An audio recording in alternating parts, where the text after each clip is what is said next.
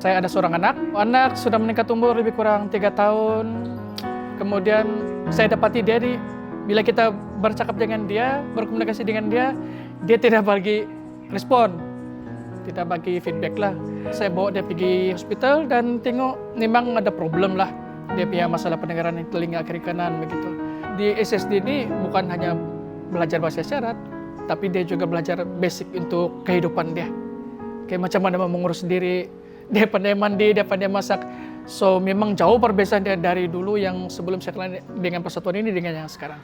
Selepas anak-anak deaf ini, yang pekak ini habis sekolah di mana-mana lah. Di mana tujuan seterusnya?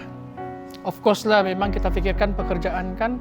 So saya terfikir yang ada kemahiran membuat ban, membuat biskut, membuat kek. Kita haraplah dengan adanya bakery yang sudah sedia ada ini, anak-anak ini boleh dapat peluang pekerjaan.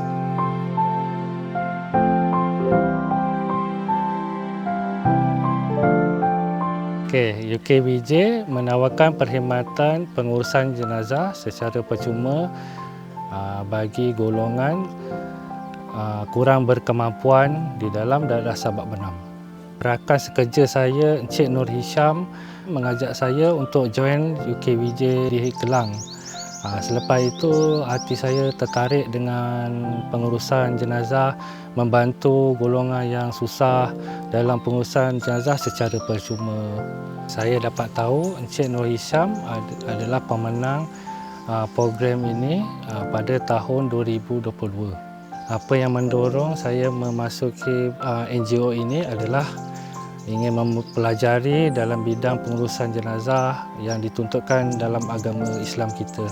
Seruan padu kifayah kami rancang untuk beri peralatan seperti kain kafan, sebut cendana, kapur baros, apron, alat kelengkapan untuk pengurusan jenazah dan kos operasi pengurus kenderaan untuk juga berkhidmat membantu lebih ramai lagi waris-waris ataupun kematian di dalam daerah Sabak Benam.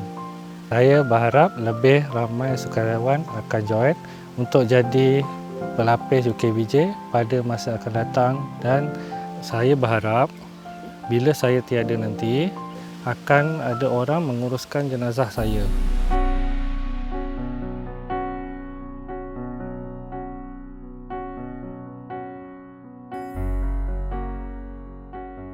Saya terlibat dengan transport ini semenjak selepas banjir besar yang melanda di Kuala Krai pada 2014 yang lalu.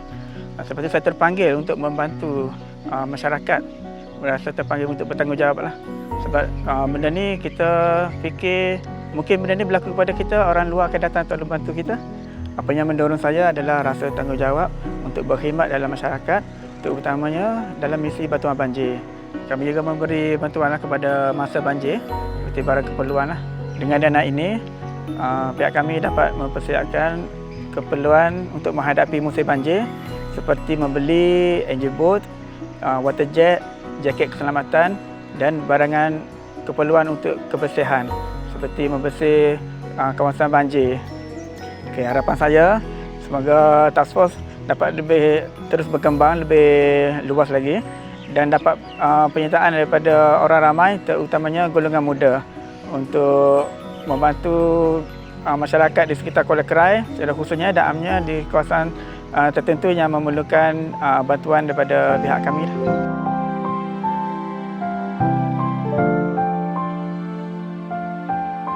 Sebenarnya di bawah MRI ini terdapat banyak sangat kerja-kerja amal yang kita lakukan. Tapi salah satunya adalah projek Permata Intelek yang memfokuskan kepada pusat tuition yang secara percuma tu. So saya tertarik untuk menjadi sukarelawan dan tenaga pengajar kepada anak-anak ini.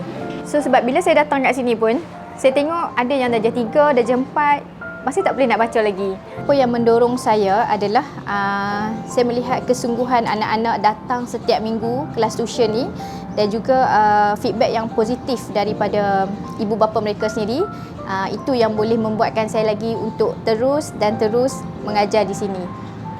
Sebenarnya penggunaan dana ni kita plan untuk kelangsungan projek kelas tuition inilah, dan kita akan menyediakan modul-modul setiap minggu. Itu daripada segi logistik pun kita perlu keperluan asas, dalam bilik darjah pun kita perlu untuk anak-anak. Dan yang paling penting adalah perancangan kami untuk membeli tablet. Tablet tu adalah satu alat bantuan pembelajaran untuk anak-anak ni, sebab tak semua anak-anak ini diorang dekat rumah diorang terdedah dengan alat-alat seperti handphone ataupun bahan-bahan yang lebih moden. Harapan saya nak tengok diorang ni berjaya, dan apa yang kita sampaikan tu mendapat manfaat lah kepada anak-anak ini kan. Mana tahu kan satu hari diorang akan jadi doktor, lawyer, cikgu kan. So